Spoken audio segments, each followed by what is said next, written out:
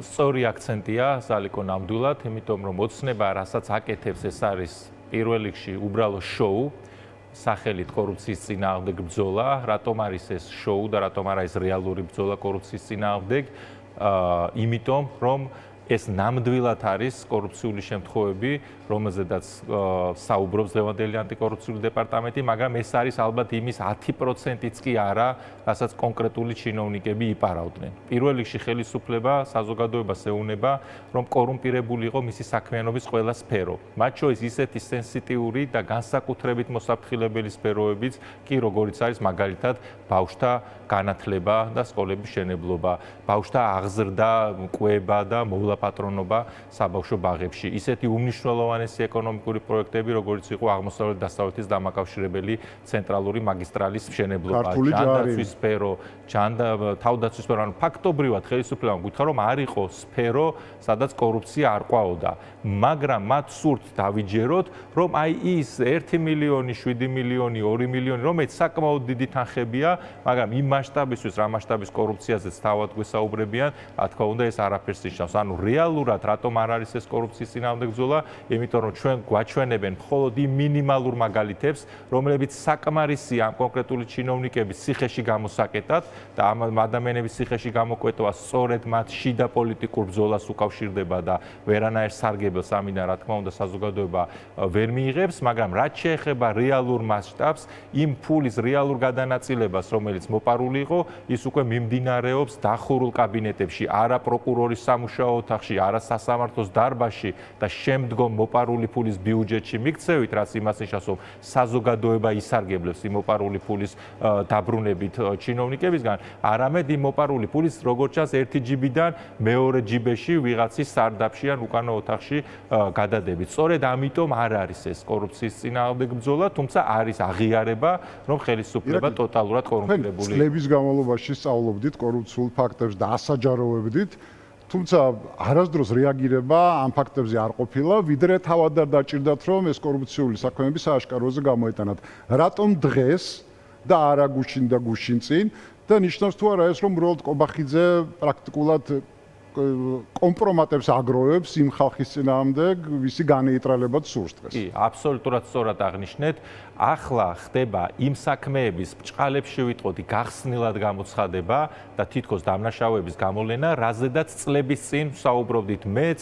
თქვენ ჟურნალისტები, თქვენი გადაცემები, არასამთავრობო სექტორი, კონკრეტული იგივე თუნდაც ავტომაგისტრალის მშენებლობაზე არსებულ კორუფციაზე გვისაუბრია არაერთხელ, სკოლების მშენებლობაზე თუ ბაღების მშენებლობაში არსებულ კორუფციაზე გვისაუბრია არაერთხელ, ჯანდაცვის სფეროში თუ თავდაცვის სფეროში არსებულ კორუფციაზე, მაგრამ მაშინ სწორედ კობახიძეებისგან და მდინარაძეებისგან, ვინც დღეს თითქოს კორუფციას ებრძვის, ვისმენდით პოლიტიკურ განცხადებებს, რომ ჩვენ ვცრუობდით, რომ ჩვენ მტკიცებულებები არ გქონდა, რომ ჩვენ ვცდილობდით რაღაც ალტერნატიული რეალობის მოგონებას, აი სწორედ ის ადამიანები ეფარებოდნენ აი ამ კორუმპირებულ ჩინოვნიკებს, ვინც დღეს გვეუბნება, რომ თითქოს ამ კორუმპირებულ ჩინოვნიკებს ებრძვის. ამიტომაც ეს კიდევ მორიგი არგუმენტია, რატომ არ არის რეალურად და შეუძლებელია, რომ კობახიძე და მდინარაძე იყვნენ კორუფციის წინააღმდეგ მებრძოლები, იმიტომ რომ მათ როგორც პარლამენტის ხელმძღვანელებს თავად ევალებოდათ ამ კორუფციული ფაქტებზე რეაგირება, რაზედაც მაშინ ჩვენ საუბრობდით, მაგრამ რეაგირების, საპარლამენტო გამოძიების ან საგამოძიებო ორგანოებისგან მოთხოვნის ნაცვლად, რომ რეალურად გამოძიება ჩატარებულიყო იმ წლებში,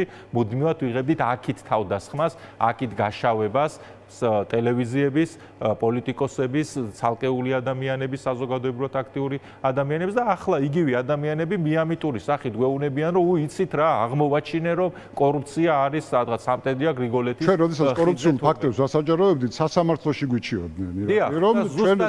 ცილს წამებდით კონკრეტულ ჩინოვნიკებს და დღეს ირკვევა, რომ თურმე ყველა ის ჩინოვნიკი, რომელსაც ჩვენ ბჭყალებს ცილს წამებდით, დამნაშავე ყოფილა რეალურად და ეს ხალხი დღეს ციხეშია გამოკეტილი. მაგალითად ჯუანშერ ბურჭულაძე, რომელზეც მელაძე შაბათის შოუს არაერთი რეპორტაჟი აქვს მომზადებული, თუმცა მაშინ ჩვენ ვიყავით დაცინვის ობიექტები, ირონიით გვესაუბრებოდნენ ქართული წარმომადგენლები და სულ გვემუქრებოდნენ, რომ სასამართლოში მოგვიწოდა პასუხისგება ცილის წამების. კიდევ ერთხელ მინდა ხაზი გაუსვა საზოგადოებისთვის, რომ ზუსტად აი სახელობითად კობახიძე, მდინარაძე და მათი ქვეშევრდომები პარლამენტში გვესხმოდნენ თავს. ჩვენს და გვეუბნებოდნენ, რომ ეს ყველაფერი იყო მოგონილი და ამის მტკიცებულებები არ არსებობდა. და დღეს როგორ შეიძლება საზოგადოებას სადონ და ამ დონეზე შეაყარონ ნაცარი თვალებში, რომ დააჯერონ რომ ეს ადამიანები, ვინც თავად იყვნენ მთელი სხეულით გადაფარებული იმ კორუმპირებულ სისტემას, რომელიც მაშინ არსებობდა, ამ კორუმპირებული სისტემის წინააღმდეგ იბრძვიან. კი, დღეს ისინი იჭერენ ამ ადამიანებს, მაგრამ საკუთარი ივანიშვილის კარზე პოლიტიკური თამაშების მიზნებისთვის და არა იმისთვის, რომ ქვეყანაში კორუფცია აღმოიფხვრას, მოპარული ფული მთლიანი მოცულობით, სრული მოცულობით დაბრუნდეს ბიუჯეტში, მაგალითად ღარიბაშვილს ჩამოერთვა მხოლოდ 7 მილიონი დოლარი, რომელიც თითქოს მხოლოდ 7 მილიონი დოლარის უკანონო შემოსავალი მიიღო და მთელი 7 მილიონი ედო სახლში ერთ ბინაში. ეს უნდა დავიჯეროთ? მეორე 7 მილიონი, მესამე ან მეასე 7 მილიონი არ არსებობდა? დარწმუნებული ვარ, რომ არსებობდა და ობიექტური გამოძიების პირობებში ეს დადგინდება, მაგრამ დღეს გამოძიების ფარგლებში არ არის საუბარი მეტფულზე, იმიტომ რომ თუ გამოძიების ფარგლებში ვისაუბრებდით არა 7 მილიონზე, მაგრამ არამედ მაგალითად 100 მილიონზე, მაშინ 100 მილიონი ბიუჯეტში უნდა წავიდეს. ამ შემთხვევაში 7 მილიონზე ისაუბრეს, იმიტომ რომ ეს საკმარისია ღარიბაშვილის ციხეში გამოსაკეთად, 7 მილიონი წავიდა ბიუჯეტში და დანარჩენი ფულის დიდი ნაწილი შავ სალაროში მიდის, როდესაც აკავებენ მაღალ ჩინოსნებს. თუ როდესაც ჩვენ ხედავთ, რომ სრული მოცულობით არ ხდება კორუფციაში მხილება ამ ადამიანების, მაგალითად დღემდე არ არის პასუხი გაცემული ღარიბაშვილმა, როგორ საიდან მოიტანა ფული, რომლითაც ჩარტერით იფრინა. ისიც ჭყალებში ვიტყოდი თეთრებია და კაპიკებია, ძველი გამოთქმა რო გავიხსენო, ხო იმ კორუფციის მასშტაბთან, რაშიც შესაძლებელია ღარიბაშვილი იყო ჩაძირული, მაგრამ არის კონკრეტული მაგალითები, დღესაც ვიცით საზოგადოებამ, რომელიც შეკითხვებზეც პასუხი გასაცემია და როდესაც ამას ხელისუფლება არ აკეთებს, პასუხი კიდე გიმეორებთ არის ერთადერთი და ნათელი, რომ თუ სრული მასშტაბით გამოავლენს გამოძიება კორუფციას, მაშინ სრული მასშტაბით მოპარული ფული უნდა დაბრუნდეს ბიუჯეტში, მაგრამ მათი მიზანი არ არის ბიუჯეტის შევსება, მათი მიზანი არ არის საზოგადოების კეთილდღეობა. მათი მიზანი არის, რომ ეს ადამიანები თან ციხეში ყავდეთ და თან მათ მიერ მოპარული ფულმა ერთი ჯიბიდან გადაინაცვლოს მეორე ჯიბეში. თუ ქართული ოცნების სამხმაურიანი დაკავებების რაღაც ლოგიკას გავყვებით, ვინ შეიძლება იყოს შემდეგი, ვინ შეიძლება აღმოჩნდეს მსჯავრდებულის გამს? მე არ გავყვებოდი მათ ლოგიკას, მე გეტყვით ვინ უნდა იყოს. არა, ვინ უნდა იყოს შეიძლება ვიცოდეთ, მაგრამ ეს სენსორას თავისი ლოგიკით მოქმედებენ და თავისი ინტერესებიდან გამომდინარე სვავენ საბრალდებულს გამზე ხალხს. აქცენტსაც უპასუხებ და ჩემი ინტერპრეტაციასაც ვიტყვით თქვენ შეკითხვაზე პასუხის. რა თქმა უნდა, ცალსახაა რომ მიუახლოვდნენ ყოფილ ჯანდაცვის მინისტრს აზარაშვილს, იმიტომ რომ ზუსტად ასე იყო თავდაცვის მინისტრის შემთხვევაშიც, ჯერ თანამშრომლები დაიჭირეს, კარგა ხანის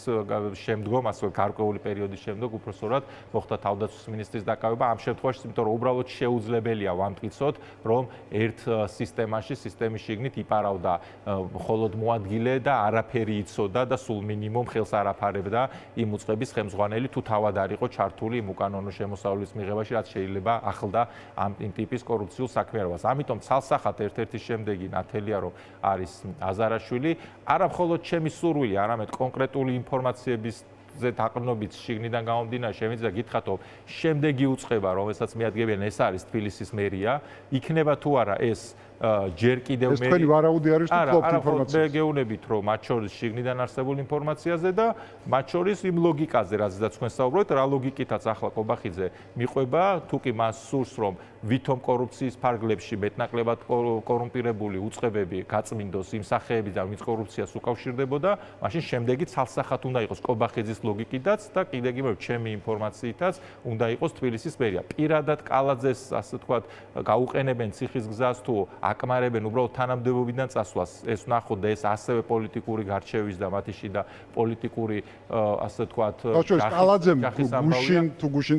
თუ არ მეშლება, საკმაოდ საინტერესო განცხადება გააკეთა, რომ მე პასუხისმგებლობას ჩემ თანამშრომლებს საერთოდ არ ვიყებო. მე მარტო ჩემ თავს დავიღო პასუხს, პრაქტიკულად გაემიჯნა თლიანად ყველა იმ თანამშრომლებს, რომელიც მის დაქვემდებარში იყოფება და რომლებიც უკვე მხილებული არიან კორუფციულ საქმეებში. სამართლინო არის ეს განცხადება საზოგადოებას რო ესმენდეს, უწყების ხელმძღვანელის მთელი როლი ზუსტად იმაშია, რომ სისტემა მართოს იმდაგვარად, რომ სისტემა თავის ფუნქციას ასრულებდეს და ფულს არ იპარავდნენ. თორე კალაძე თავად არც გზას აგებს, არც საბავშვო ბაღს აშენებს, არც ბავშვებს აჭმევს, არც მოხუცს და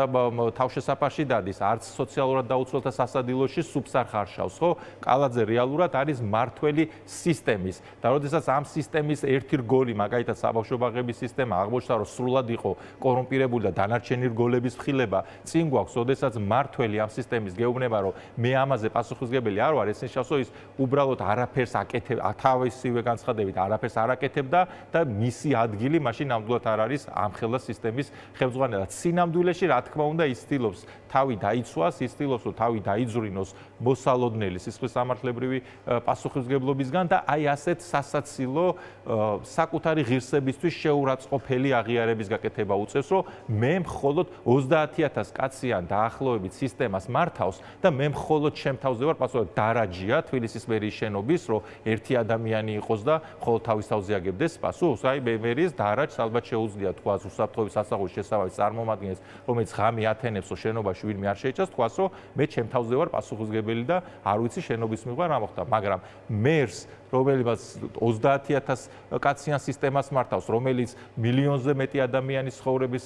ზედა კეთილდღეობაზე არის პასუხისმგებელი, დედაქალაქში ეთქმოდეს, რომ მე სისტემაში მხოლოდ ჩემ თავზე ვაგებ პასუხს და ჩემი თანამშრომლების მიერ გაფუჭებულზე, ჩემი თანამშრომლების კორუფციაზე, მოპარულ ფულზე, დაჩაგრულ ბავშვებზე, მშიერ მოხუცებზე თუ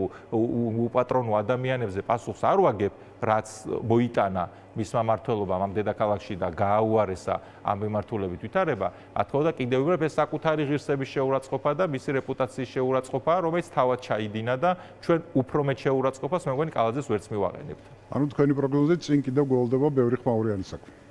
ცალსახად ეს ასე უნდა იყოს.